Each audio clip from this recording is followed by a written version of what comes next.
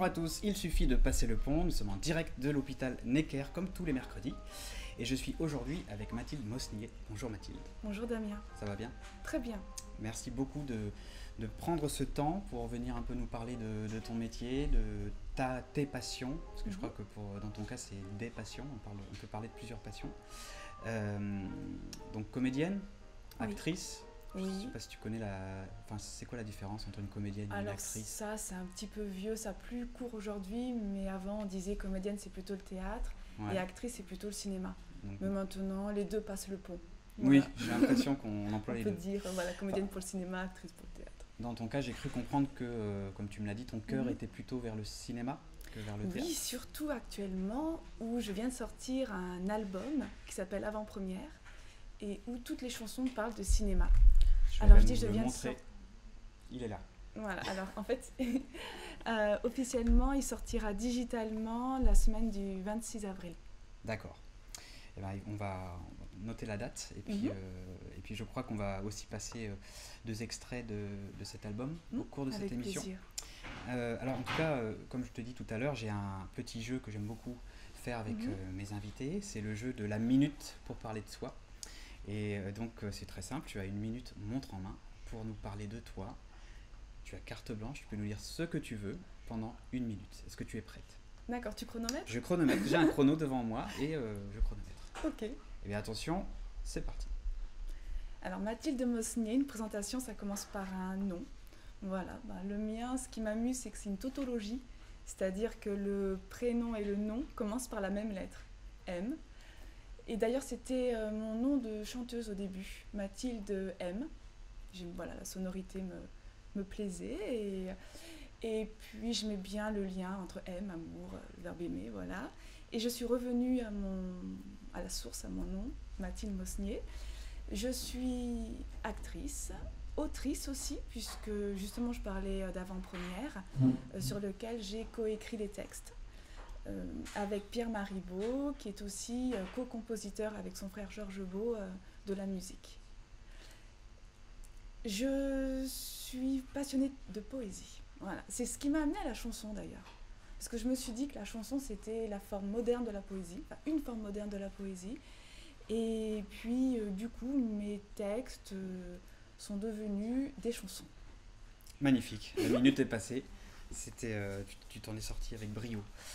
Merci d'avoir partagé ça. Donc la poésie t'a mené à la chanson. Ouais. Quelle poésie? Parce que quand je dis laquelle, c'est quel siècle, quels auteurs, quels poètes? J'ai envie de dire, c'est au-delà de ça pour moi le rapport à la poésie. C'est vraiment quelque chose de très profond qui est, je dirais, un peu partout. C'est pas simplement la poésie formelle, mais une façon de voir les choses ou de les approcher ou de se laisser approcher par elles aussi. Après, la poésie, enfant, il y avait tout ce monde avec c'est partie des poèmes de Prévert par exemple, et ce petit poème qui débouchait sur une grande histoire et sur un imaginaire incroyable. Et de là, je me suis prise à écrire. J'ai continué et même quand j'écrivais des histoires, c'est plutôt des histoires courtes, j'aimais bien ce fil poétique qu'on retrouve dans tous les arts, que ce soit la peinture, la sculpture, le cinéma, le théâtre. C'est, je dirais, une façon de voir le monde. D'accord. Tu connais, je suis sûr, la conversation qu'il y a eu entre Brel, Brassens et Ferré, la célèbre rencontre des trois. Il y a une photo célèbre. Mythique. Oui, il y a une photo célèbre, on les voit tous les trois comme ça. Et c'est drôle parce que la première question qu'a posée le journaliste, c'est, alors il leur a dit, voilà, vous êtes entrés dans les poètes d'aujourd'hui, la collection Les poètes d'aujourd'hui, qu'est-ce que vous en pensez? Est-ce que vous êtes poète? Est-ce que vous considérez comme poète? Et chacun a répondu un peu à sa façon, Brassens et Brel de façon très très humble en disant oui, non, pas vraiment, peut-être que je le suis mais je sais pas, on verra. Ferré était assumait un peu plus le terme poète. Dans ton cas, l'écriture de tes chansons, tu te considères poète quand tu écris des chansons, ou tu te considères, comme Brel par exemple disait, moi je suis chansonnier? Comment tu vois ça, l'écriture d'un texte de chanson? Alors je comprends très bien Brel et je le rejoins quelque part. C'est qu'on met en mots une sensation, on met en mots une idée, un sentiment. Le terme poésie, c'est plus les autres qui le donnent ou nous, on l'utilise pour faire comprendre quelque chose. Mais c'est vrai que si on se réfère à la poésie, je veux dire Prévert, puisque je le citais tout à l'heure, ou même d'autres plus anciens, alors je parle là de grands poètes comme Rimbaud, Baudelaire et tout. Non, moi je me sens pas poète alors à côté de ces grands-là. Disons que c'est une facilité de langage pour faire passer quelque chose. D'accord. Voilà, c'est pourquoi j'ai utilisé ce terme. Et pour toi, qu'est-ce qui est le... Brel est un grand poète pour moi. Ah oui, bah c'est ça. Et Brassens aussi. Tu as raison, je pense, quand tu dis que c'est peut-être aux autres d'attribuer cette étiquette-là. Mais en tout cas, qu'est-ce qui est le plus important pour toi dans une chanson quand on l'écoute, hein, pas quand on l'écrit? C'est la musique ou c'est le texte? C'est une question piège parce que comme je viens du texte, j'aurais envie de dire le texte, mais je ne le pense pas. Je pense que c'est un équilibre entre les deux. Ouais, d'accord. Je trouve ça toujours intéressant de savoir comment les gens reçoivent une chanson, parce que ça varie vraiment beaucoup selon les gens. Et je crois que même je sais pas dans cet entretien-là, mais je sais que Brassens, je parle souvent de Brassens parce que je l'aime beaucoup et que j'ai beaucoup d'admiration pour lui. Mais lui c'était la musique, clairement. C'est-à-dire que quand il écoute une chanson, il écoute d'abord la musique. Et c'est étonnant pour nous d'entendre ça de sa part, parce que les textes de Brassens sont tellement travaillés. C'est peut-être une façon de se cacher, une pudeur aussi, que de dire ça. Ouais, c'est possible. Ouais. En tout cas, on va écouter tout à l'heure 2 extraits de ton album, Avant-première. Ça tombe bien qu'on en parle là parce qu'il n'est pas encore sorti, donc c'est vraiment l'avant-première. Et j'aimerais, avant ça, qu'on parle un peu de tes débuts dans le monde artistique. C'est-à-dire comment tu es entré dans ce monde-là, par quelle porte? Alors, mais en fait, j'ai pas trop réfléchi, je crois que je ne me voyais pas faire autre chose. Je suis de Toulouse et je suis venue à Paris parce que j'avais réussi un concours qui s'appelle l'École du Louvre. Donc de toute façon, je savais que je voulais travailler, j'avais très envie d'être actrice. Je faisais du théâtre depuis petite et j'étais en même temps extrêmement timide. Donc je me suis dit, est-ce que c'est pour moi, est-ce que c'est pas pour moi? Et puis j'adorais tout ce qui était art. Et j'avais une camarade un peu plus âgée que moi qui avait passé ce concours. Et je me suis dit, waouh, une école publique où on étudie la peinture, ça doit être génial. La peinture et tous les arts, hein. Il y a aussi le cinéma, et toutes les époques. Et l'archéologie. Et du coup, je me suis dit, j'avais envie d'horizon, hein, j'avais 17 ans. Et je vais tenter le concours et je l'ai eu. Donc ça m'a amenée à Paris. De là, très vite, on va dire le virus du théâtre m'a repris et je me suis dit, c'est le moment. Et donc en parallèle de mes cours à l'école du Louvre, je me suis inscrite dans un cours de théâtre qui a été rattaché par la suite au cours Cochet. Et puis au départ, je me suis dit, je vais voir, j'étais timide, hein, et puis je me suis laissée embarquer et j'ai fait les 2 études en parallèle. D'accord. Et puis après, j'ai travaillé plus comme comédienne très rapidement, mais je suis vraiment heureuse d'avoir fait cette formation d'histoire de l'art. Et est-ce que tu en as gardé quelque chose? Est-ce que dans ta vie d'artiste comédienne, ça continue à te servir ou à t'accompagner? Ouais, ça m'a permis de faire une voix pour un musée. C'est dans l'opération du Grand Chambord. Il y a à Saint-Dié un office de tourisme qui regroupe un petit peu tout le parcours du Grand Chambord. Et il y a une exposition sur la Renaissance permanente et ils cherchaient des voix qui fassent partie de l'exposition. Donc quand on rentre dans la pièce, on entend les voix et tout. Et là, donc comme c'est la Renaissance, ils voulaient des textes grecs et latins et une comédienne qui puisse dire du grec et du latin. Et c'était ton cas. Là, pour le coup, j'ai postulé et je crois que, il n'y avait pas trop de... Ça m'a servi. Donc il y avait des enregistrements de grec, enfin c'est en langue grecque et en langue latine. Oui, alors du coup, comme ils étaient un petit peu embêtés avec cette demande, ils m'ont dit écoutez, vous avez l'air de connaître un peu. J'ai dit ben en fait, à l'école du Louvre, ma spécialité c'était archéo grec et romaine, parce que je travaillais sur le théâtre antique. Quand même, il y avait toujours le théâtre en filigrane. Et ils m'ont dit est-ce que vous proposeriez quelque chose? J'ai dit je peux vous proposer Vitruve, un extrait du De Architectura, et Aristote, un extrait de la Poétique. Bon, très bien, on prend. Je crois que ça les a soulagés en fait. D'accord, c'est toi qui as choisi les extraits. Ouais. D'accord. Et donc il y a eu un moment où tu superposais un peu les deux formations en fait. À quel moment ça t'a... Ça a été un hasard, hein. Ouais. Parce que je veux dire, là par exemple pour la muséographie, j'ai travaillé pour d'autres voies d'établissements culturels, ils ne savaient pas ce que je postulais en tant que comédienne. D'accord. Et puis j'ai aussi tourné dans un très beau film qui s'appelle L'ombre de Vénus, qui est sorti fin 2017 et puis qui est ressorti après à l'occasion des journées du patrimoine dans certains endroits. Et là, je jouais une romaine du 1er siècle de notre ère. Ah oui. Voilà. Et là aussi, je me suis présentée en tant que comédienne et ça a été... Mais je pense que quand on aime quelque chose, il doit y avoir quelque chose qui en transparaît. De toute façon, et c'est une sorte de carrefour des passions en fait. Ouais, mais les liens entre l'art pictural et le cinéma sont tout de même assez forts parce que le cinéma c'est d'abord une image et une image qui est travaillée. Une image en mouvement. Oui, voilà, c'est le mouvement qui est ajouté, mais finalement c'est un peu de l'art pictural moderne. Ouais. D'ailleurs, le mot original du cinéma c'est cinématographe. Ouais. Et ces deux mots grecs, cinéma, mouvement, et graphein, l'agraphisme, le dessin, ce qui est graphique, peint, écrit, dessiné. Ah oui. Voilà. Donc, la passerelle était toute trouvée. Donc, quand est-ce que tu t'es lancé vraiment dans le théâtre, dans le cinéma? Enfin, est-ce que c'était d'abord du coup du théâtre et ensuite du cinéma ou... Oui, un petit peu, parce que la formation est ainsi faite. C'est-à-dire qu'on commence par les classiques et contemporains de théâtre et qu'on vient au jeu devant la caméra un peu après ou par des stages. Alors ça a peut-être changé, hein, parce que moi je vous parle d'il y a 10 ans. Mais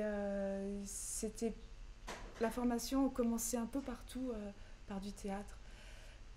Mais de toute façon, j'avais cette passion déjà du théâtre, mais du cinéma. Ouais. Ça remonte à l'enfance. Je la traduisais pas, mais elle était là. À l'enfance, alors. Est-ce qu'elle se manifestait déjà à l'enfance écoute, j'étais fan de Charlot, petite, ce qui n'était pas ma génération. Ça explique peut-être le petit passage dans le clip le petit clin d'œil, qu'on va voir tout à l'heure, où tu es... Et puis, un jour, j'ai vu... des films comme ça, comme Ginger et Fred, La Strada. J'étais jeune. Et je me disais, mais c'est merveilleux, il y a des gens qui arrivent à montrer le monde comme ça. Et je ne savais pas qui était Fellini. Je les ai vus par hasard. Mais j'ai senti qu'il y avait quelque chose d'autre, de plus qui moi m'attirait. Et j'avais envie d'aller vers là, d'aller comprendre. Et je crois que ça m'a fascinée. D'accord. Cette vision des êtres. Donc c'était donc déjà par le cinéma, par les films que tu voyais enfant. Oui, et parfois que tu entrais dans le métier. Voilà, alors bon, Charlot, mon grand-père, il aimait bien et moi je regardais avec lui. Et là, ça a été des hasards. C'est parce que je me suis retrouvée seule à la maison et ça m'ennuyait de faire les devoirs. Et mes parents, je sais plus, ils avaient bénéficié par rapport à un quartier de Toulouse d'un essai du câble pour la télé. Et moi, du coup, j'allais voir la télé et puis je m'amusais à pianoter sur les chaînes. Et puis, je suis tombée sur des chaînes cinéma sans savoir. Et là, ça a été absorbé. Ouais. Je trouve que le moment, du coup, est bien choisi pour écouter la chanson Cinéma muet, puisqu'on vient de parler de Chaplin, le Charlot. Donc, on va l'écouter tout de suite. Et c'est extrait de l'album Avant-Première qui sortira le 26 avril sur les plateformes. Sur les plateformes, donc bientôt dans 4 jours. On écoute.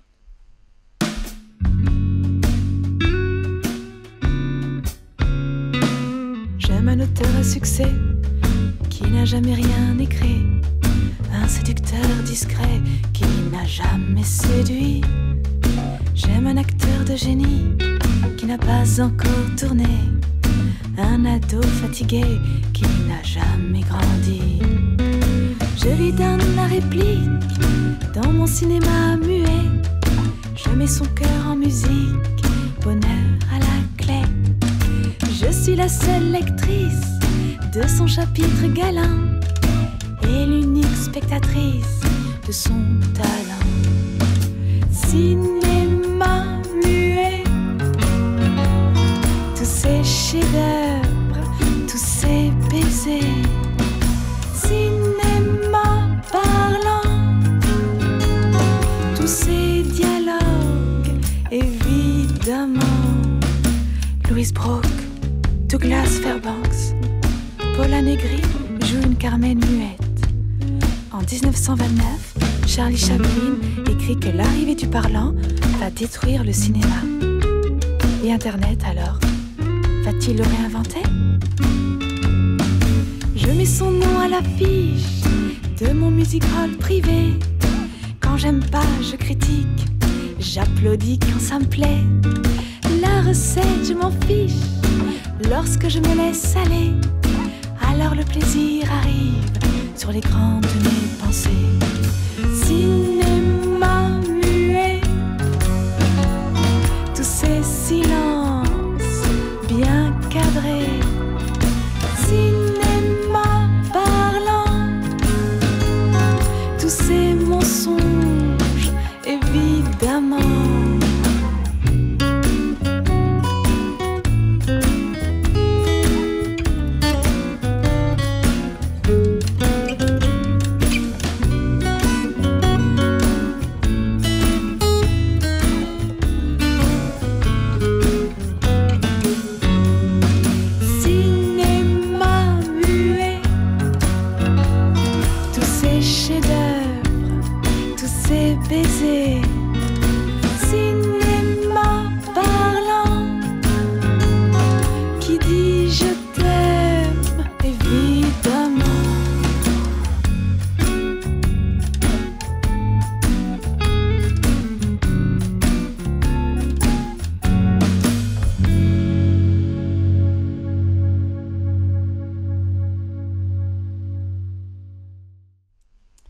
Cinéma muet, Mathilde Mosnier, de son dernier album Avant-Première, qui sort donc le 26 avril prochain.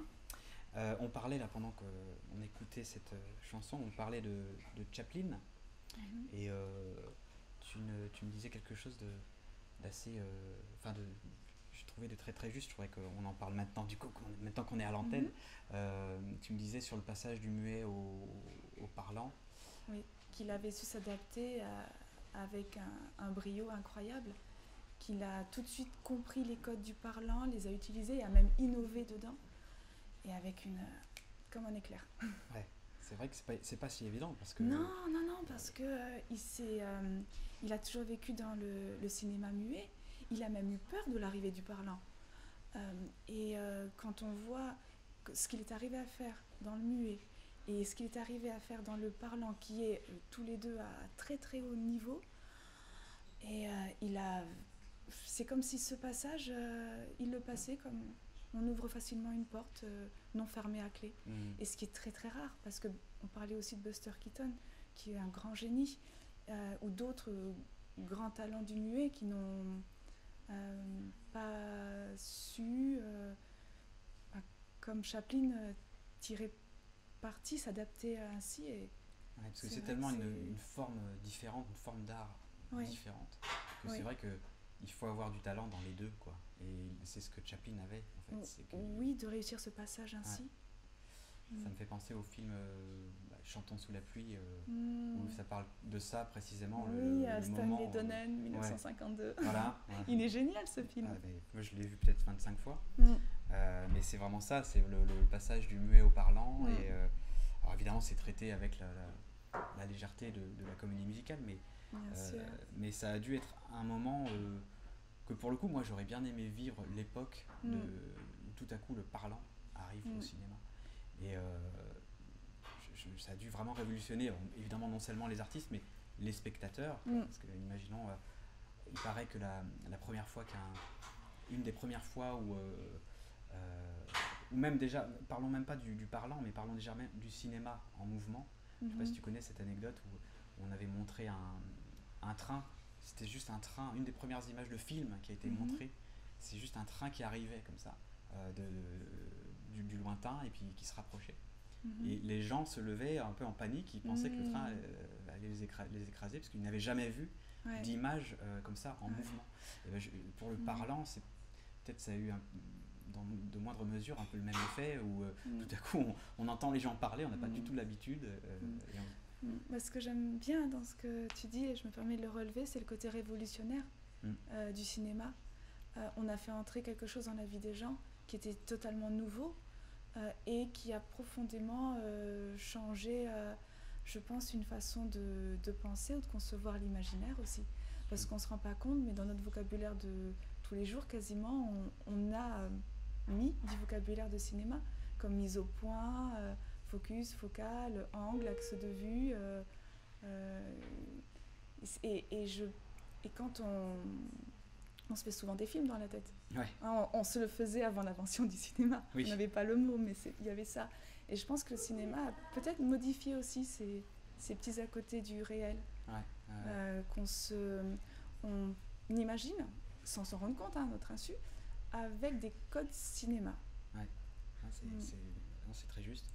Et je me rappelle cette scène dans Chantons sous la pluie, justement, où pour parler du côté révolutionnaire, où on n'arrive pas à y croire au départ, c'est la réflexion quand on montre un film parlant, et les gens disent non, mais il y a quelqu'un derrière l'écran qui parle, c'est pas possible. Et c'est vraiment un temps que moi j'aurais bien aimé voir, le premier film parlant. D'ailleurs, parmi les chansons et les dialogues font leur entrée au cinéma quasiment en même temps. Parce que dès les premiers films parlants, donc dans les années 30, au tout début, il y a eu des films chantés. Ouais.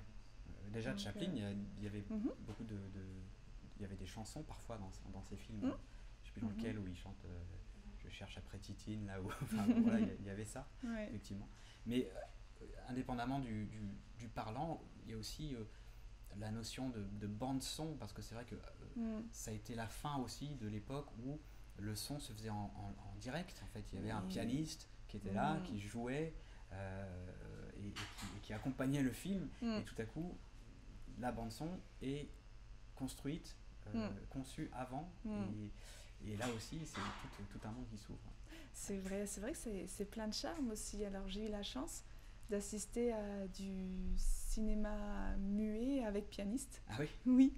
Oui, parce que j'ai travaillé avec un pianiste très talentueux, Hakim Benchouala, qui était le pianiste pour la Cinémathèque de Toulouse. D'accord. Voilà, donc il a accompagné, quand il y avait du muet, les films qui étaient projetés. Et je crois qu'il y a le musée d'Orsay aussi qui a fait ça, de remettre des films muets avec de temps en temps, effectivement, j'entends parler parfois de ces événements.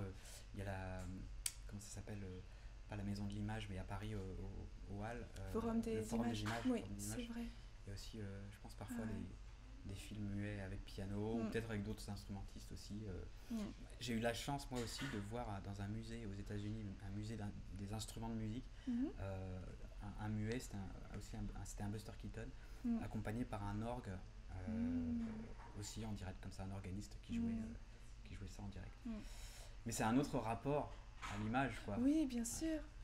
Moi, j'aime bien penser qu'une chose ne pousse pas l'autre, mais qu'on peut les avoir toutes à côté les unes des autres, et puis après choisir au gré de ses envies, de ses humeurs, de ses affinités aussi. Oui, d'ailleurs, même quand le film couleur est apparu, il y a encore eu des films en noir et blanc. C'est vrai, oui, parce que c'était assez compliqué comme technique, et ça a mis un certain temps avant de se généraliser. C'était aussi très coûteux. Effectivement. On fait toujours des films en noir et blanc. Enfin, il y a la fille sur le pont, là, qui est un magnifique film. Ouais. Il a été volontairement fait en noir et blanc. Même Woody Allen, je sais plus des Celebrity, je crois, qui est en Oui. noir et blanc. Donc même des films très récents se font en noir et blanc. Et je me rappelle une interview de Hitchcock qui parlait du film Les Oiseaux, qui est un film en noir et blanc. Et le journaliste lui demandait mais pourquoi vous avez choisi le noir et blanc. Il avait l'air surpris que Hitchcock ait choisi le noir et blanc pour ce film. Et sa réponse a été parce que les oiseaux sont en noir et blanc en fait. Donc voilà, c'était sa réponse en tout cas. D'accord. Alors je voudrais qu'on parle... oui. Pour les oiseaux ? Oui. D'accord, c'est Psycho qui est en... alors c'est peut-être le contraire, il est en couleur le film, et il lui a demandé pourquoi en couleur, et il lui a répondu, voilà, c'était ça plutôt, parce que les oiseaux ils sont en noir et blanc. Je voudrais qu'on parle, parce que je sais que ton cœur est au cinéma, mais je voudrais qu'on parle un peu du théâtre, ce que tu as fait au théâtre et les souvenirs que tu en as. Alors je crois qu'un de mes plus beaux souvenirs du théâtre, c'est une pièce qui s'appelle Je te veux, du nom d'une chanson d'Éric Satie. D'accord. Voilà. Et puisque ça raconte la rencontre et la liaison houleuse entre Éric Satie et Suzanne Valadon. Et voilà, c'est une pièce qui s'est créée dans le sud-ouest, c'était soutenu par la région Occitanie. On l'a jouée aussi en Corée. La chose improbable. Oui. C'est-à-dire surtitré comme à l'opéra. Ouais. En fait, il y a un festival international de théâtre en Corée, et ils prennent une pièce étrangère, souvent européenne, et là ils avaient choisi d'en prendre une française. Et alors le hasard a voulu que là aussi, le pianiste était joué par Hakim, dont je parlais tout à l'heure, qui est pianiste et qui faisait Éric Satie. Et lui connaissait quelqu'un qui connaissait une Coréenne qui était de passage à Toulouse au moment où la pièce se jouait au Grenier. Et elle est venue voir la pièce parce que Éric Satie est très très apprécié en Asie.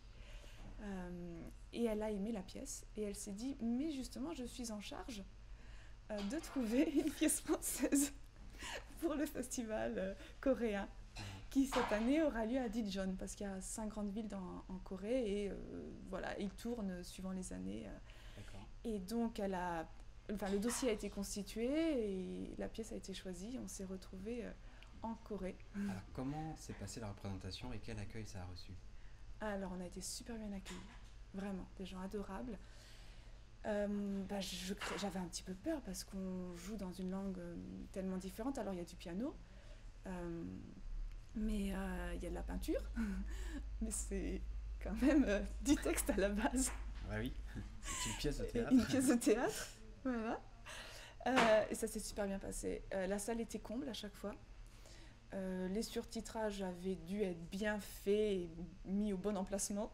Voilà, parce que sinon je me dis que les gens allaient avoir un torticolis.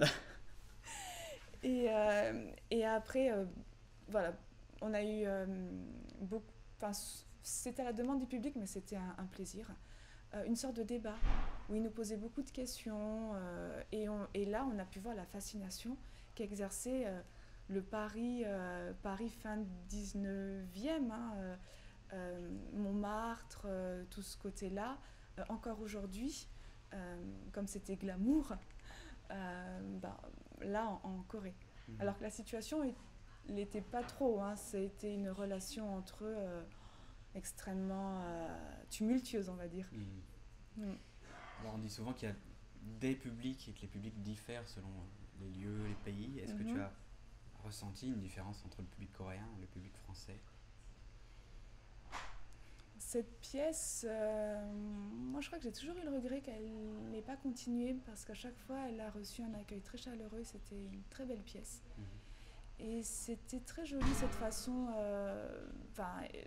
et très dramatique en même temps, cette façon de montrer ces deux artistes qui vont s'aimer, se déchirer, tout oppose, et c'est l'amour de leur art respectif et réciproque qui vont les rapprocher. C'est-à-dire que Éric Satie était très amoureux de Suzanne Valadon. Il appréciait beaucoup sa peinture, son talent, la façon dont elle se battait.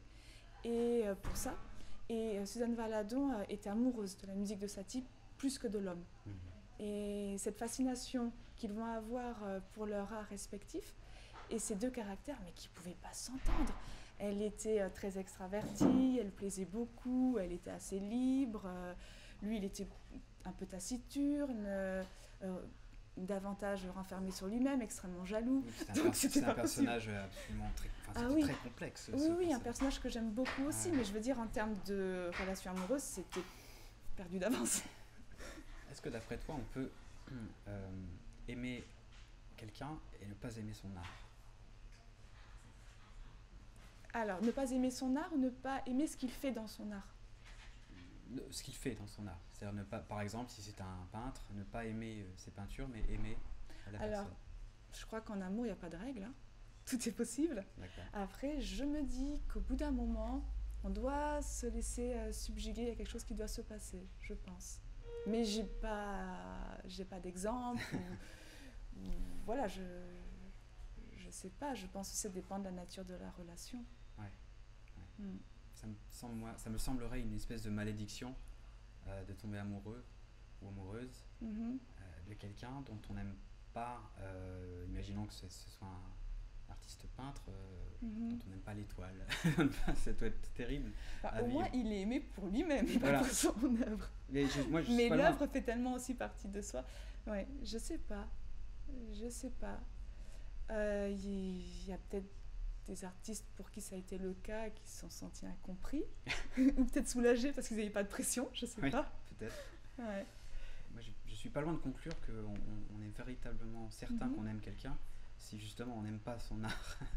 Parce que, comme tu l'as dit, on l'aime pour lui, quoi. Et que, alors, on sait, oui, que l'art, c'est peut-être l'excroissance de la personne, mais je pense que tout de même que l'art vit en dehors de la personne, que s'échappe de la personne. Oui, aussi, oui. Je voudrais qu'on regarde le clip que tu m'as gentiment envoyé, qui est le clip de la chanson Cinéaste amateur. Est-ce que tu peux nous parler, d'ailleurs on n'en a pas parlé tout à l'heure, mais est-ce que tu peux nous parler un petit peu des deux chansons là, que tu nous as proposées en écoute, et déjà pourquoi tu les as choisies celles-là, et puis peut-être dire quelques mots sur l'écriture de ces chansons? Oui, bien sûr. Alors l'écriture, elle a été réalisée avec Pierre-Marie Beau, mon co-auteur qui a un talent incroyable. La musique vient aussi de lui et de son frère, Georges Beau. Pourquoi j'ai choisi ces chansons? Mon cinéaste amateur, c'est le côté liberté, le fait que ce soit deux chansons plutôt joyeuses aussi, en tout cas dans la musique. Hein. Il y a un peu plus de majeur que de mineur. Ouais. Tu peux nous expliquer ça pour les... Alors moi je suis pas une grande musicienne, donc Damien, je te laisse. C'est vrai que sans instrument sous les doigts c'est compliqué, mais effectivement il y a les tonalités se divisent en deux, soit majeur soit mineur, et on a coutume de dire que les tonalités majeures sont un peu plus lumineuses, on va dire, que les tonalités mineures, mais il y a plein de contre-exemples évidemment sur tout ça. Cinéaste amateur, c'est pour la liberté, ce côté de voyage, d'intégrité aussi à sa passion. Et je me dis, voilà, ça, c'était aussi voilà, pour ce côté-là. Et cinéma muet, le côté peut-être un peu taquin de la chanson, où il parle d'un passage du muet au parlant, et puis qui finit par oui, mais aujourd'hui, à l'heure d'Internet, que va-t-il se passer par rapport au cinéma? Une réinvention peut-être? On va se réinventer, voilà. Comme on nous a dit. Eh bien, regardons tout de suite le clip de Cinéaste amateur. Je rappelle, c'est dans le dernier album de Mathilde Mosnier qui s'appelle Avant-première.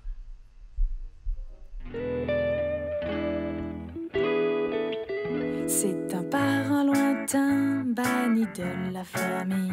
On l'invite quand même, mais il fait un peu peur. La légende raconte qu'il plaisait bien aux filles, parce qu'il se prétendait cinéaste amateur. Il n'a pas de métier, il sait un peu tout faire, gratter de la guitare et jouer les motards, suivre sa liberté filant au grand air, revenir de partout sans aller nulle part.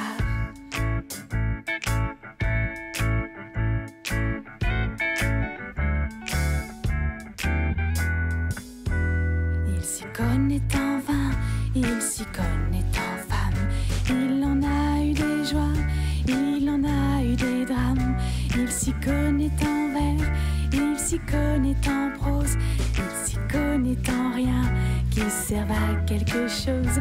C'est un artiste fou, un peintre du dimanche, promeneur solitaire, chiffonnier du bonheur, un rêveur égaré, suspendu à sa branche, siffleteur de service, cinéaste amateur.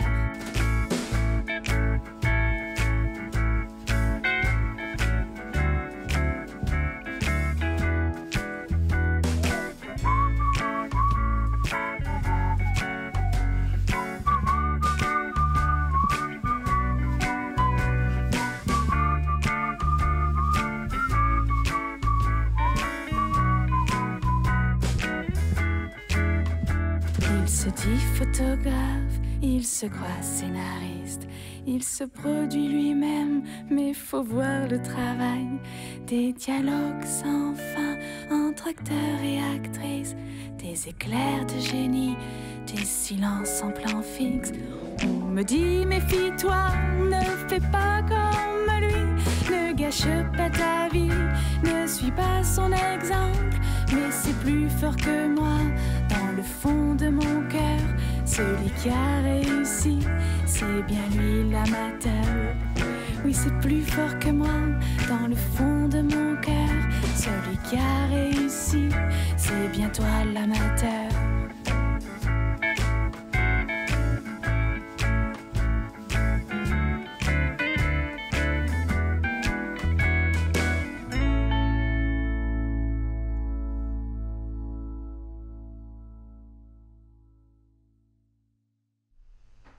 Cinéaste amateur.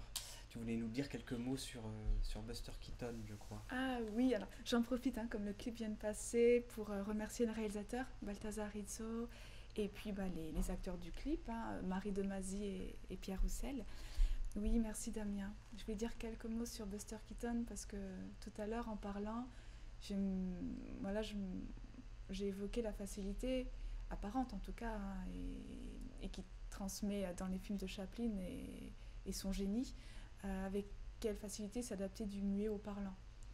Et voilà, un peu en contre-exemple, on a évoqué Buster Keaton et je me suis dit, c'est un jugement parce que c'est un génie, je l'aime beaucoup aussi, il a fait un travail admirable et je sais qu'il a eu une vie pas facile et qu'il y a pas mal de problèmes qui lui sont tombés dessus et peut-être que ça a contribué à l'empêcher de pouvoir continuer à se réaliser dans une autre technique qui était le parlant et que s'il n'y avait pas eu ça, il avait certainement le talent aussi pour pouvoir le faire. On évoquait entre nous la scène dans Limelight où Chaplin a fait venir justement Buster Keaton et joue avec lui une scène ou plusieurs, j'imagine. Enfin, il joue dans... Oui, mais il y a une fameuse scène où c'est terrible. Ils sont extrêmement justes. Et il y a tout ce drame, cette tragédie de la star déchue, adulée un jour, et puis plus rien le lendemain. Et avec beaucoup de dignité, d'ailleurs, c'est joué. Cette scène est très, très touchante. Et puis de voir, rien que de voir Buster Keaton, parce qu'évidemment, tous les deux ont pris de l'âge, mais Chaplin... j'ai envie de dire, on l'a vu vieillir, parce qu'il a fait des films, et donc de retrouver Buster Keaton tout à coup dans un film à l'écran, mais évidemment avec toutes ces années qui sont passées, c'est un vieil homme maintenant. Oui, mais avec toujours ce regard si particulier qui hypnotise. Oui, exactement. Non, c'est un bon souvenir, et moi j'engage tous les jeunes là, qui sont dans les chambres à voir ce film et à voir même tous les films de Chaplin et de Buster Keaton. Oui, justement, c'est un beau film, Limelight, ou Les Feux de la Rampe en français. Et un beau film sur la transmission aussi et le rapport intergénérationnel. Oui, c'est vrai. Alors, cinéaste amateur, qu'est-ce qu'un amateur pour toi ?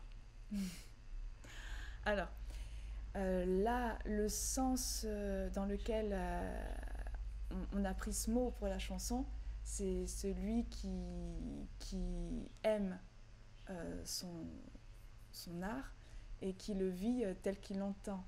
Hein, c'est pas le sens... alors on joue un peu sur les mots, hein, mais c'est pas le sens amateur, péjoratif, on va dire. D'accord. Qui existe aussi. Hein. Ah oui, parce que la définition m'élude toujours un petit peu, amateur. Il y a des amateurs qui feraient pas lire de nombreux professionnels, quel que soit le domaine. Donc c'est compliqué toujours à définir. Ouais. On est parti sur le fait que dans amateur, il y a toujours ce mot aimer. On peut se dire que peut-être, comme prenons le cas de ton cinéaste amateur, il le fait pour le plaisir, il ne le fait pas pour d'autres raisons. Et donc il n'entre rien d'autre que ça dans ce qu'il fait. C'est ça. Il le fait parce que c'est sa passion. D'accord. Tu sembles dire que c'est lui qui a raison dans la chanson. Ah, allez, je vais rester sur la chanson aujourd'hui. D'accord. Donc, quand est-ce que tu t'es mise à écrire des chansons déjà ? Alors, la poésie, comme je disais tout à l'heure, c'était dès l'enfance, l'adolescence. Et puis les chansons, c'est arrivé après l'adolescence, justement, en fait, au théâtre ou parfois dans certains films, on m'a demandé de chanter. Et c'était un plaisir et je me disais en même temps, il faut que je me forme parce que, par respect par rapport à la discipline et puis pour moi aussi parce que je me sentais un peu fragile et en studio, c'est confort, mais sur scène... Et voilà, je voulais assurer, comme on dit, être voilà, ce qui me paraît être normal. Et je me suis prise au jeu. Et je me suis dit, c'est aussi une façon de faire passer mes textes. Et je les ai modifiés, puisque c'est quand même un autre rythme, la chanson. Et j'ai rencontré Pierre-Marie et Georges à ce moment-là.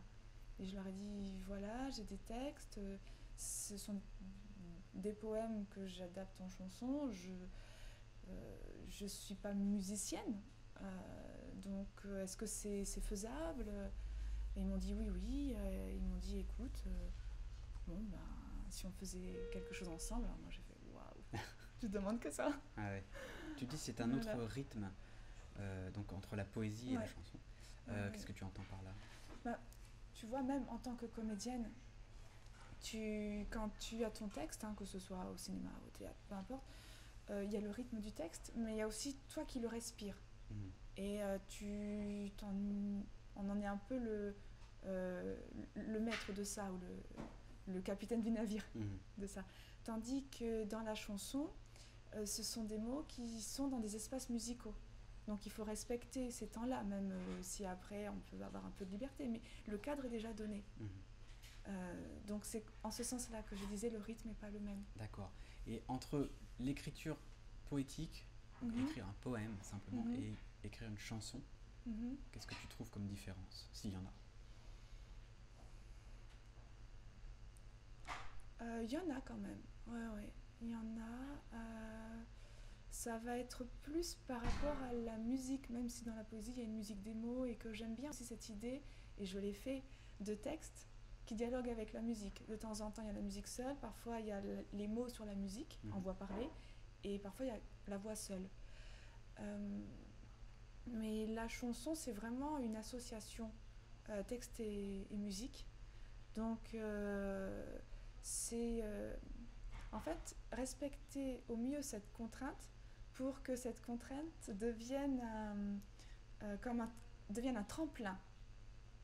Et que ça donne quelque chose une étincelle. D'accord. Quelque chose de vraiment joli.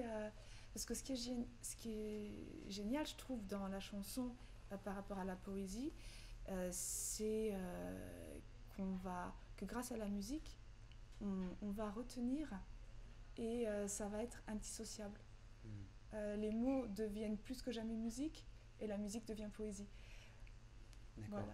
Est-ce qu'en écrivant un texte, est-ce qu'en écrivant un texte de chanson, ça t'arrive d'entendre tout de même un peu une inflexion musicale ou une petite mélodie par-ci par-là? Si. Ouais, ça t'arrive? Si, oui, oui. Même un texte parfois qui serait qu'en voix parlée, ça m'arrive, ouais. Donc dans ces cas-là, tu le transmets à la personne qui fait la musique ou... Voilà, je fais ça. Alors même si j'ai prévu dans un futur proche de vraiment apprendre la musique pour pouvoir avoir le langage commun. D'accord.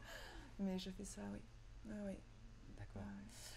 Est-ce que, je sais que tu m'as dit qu'on t'a demandé de chanter dans certains projets, mais est-ce que tu te produis en tant que chanteuse maintenant?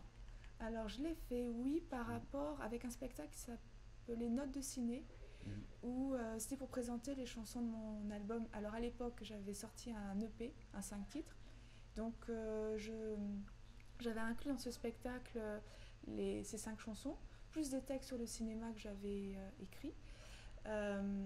Et puis j'avais aussi fait des reprises de chansons conçues pour des films, comme par exemple la chanson de Diabolomante, d'Yves Simon, ou Le tourbillon de la vie de Jeanne Moreau. D'accord. Alors, quand je vois, j'entends parler de cinéma, parce que le cinéma a une place énorme en toi en tout cas, parce que non seulement visiblement tu as vu beaucoup de films qui t'ont marqué, et puis là tu as fait tout un album sur le cinéma, et en plus tu viens de dire qu'apparemment tu écris aussi d'autres textes sur le cinéma, j'ai l'impression. Ah, pour le spectacle? Oui, pour le spectacle. Donc, est-ce qu'un jour tu franchiras le pas vers l'écriture d'un film, d'un scénario, et même pourquoi pas la réalisation? Ça te tente ou pas? Ça me tente. Après, disons, c'est une page ouverte, je verrai comment elle s'écrira. D'accord. Donc pour l'instant, il n'y a rien de concret, rien de c'est dans la tête, quoi. C'est dans la tête et dans le cœur. Et c'est dans le cœur, ouais. Très bien. Mais je vois que le temps passe très très vite comme d'habitude, et on va devoir se quitter, mais je voulais te remercier d'avoir pris un peu sur ton temps pour venir nous voir et nous parler. C'était un plaisir, Damien. Et j'espère que les jeunes qui nous regardent et qui nous écoutent ont pris plaisir à te rencontrer, parce que c'est un peu ça le concept de l'émission, c'est une rencontre avec un artiste. De mon côté, je remercie l'équipe de Plein Ciel. Merci. Voilà, merci à vous. Ils ont été magnifiques, comme tous les mercredis.